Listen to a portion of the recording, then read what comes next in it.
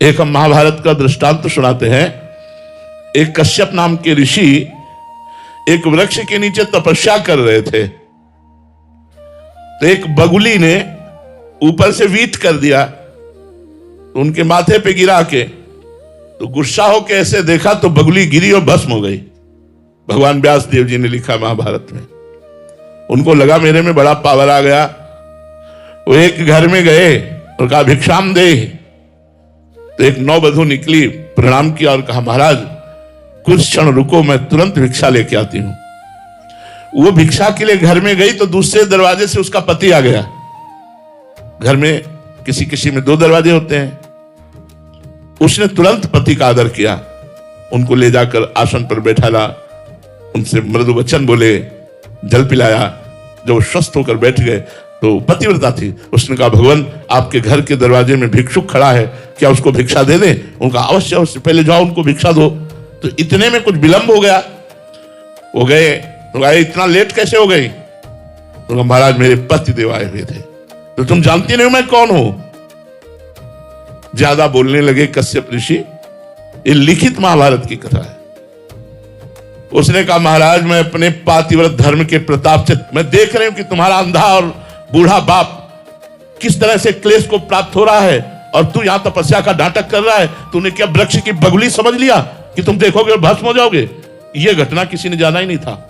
अब तो उनके होश उड़ गए कि यह बात कैसे जान रही है एक नौवधू गृहस्थी में रहने वाली। तो उन्होंने हाथ जोड़ा और कहा देवी ये बगुली के भस्म होने वाली बात आप कैसे जान गई? बोले मैं त्रिकालज्ञ हूं, भूत भविष्य वर्तमान तीनों मेरे सामने। क्यों? मैं अपने पति को भगवान मानती हूं और 8 पहर पति की आज्ञा में रहती हूं, और पातिव्रत धर्म के प्रभाव से मैं तीनों कालों को जानती हूं। अभी तुम बच्चे हो, जाओ अगर सच्चा ज्ञान प्राप्त करना है तो कसाई के पास जाओ, और वो मांस बेचते हैं, वो जब मांस बेचकर फुर्सत पावे तब उनसे बात करना।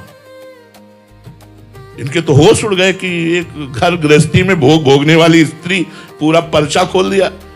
वहां गए तो देखा वो कोई 1 किलो कोई 2 किलो मांगता था, तो मांस बेच रहा था। घृणा हुई कि अपवित्र मांस बेचने वाला क्या हमें उपदेश देगा। चले उनका सुनो कश्यप जी, आपको अमुक गांव की बहू ने भेजा है ना।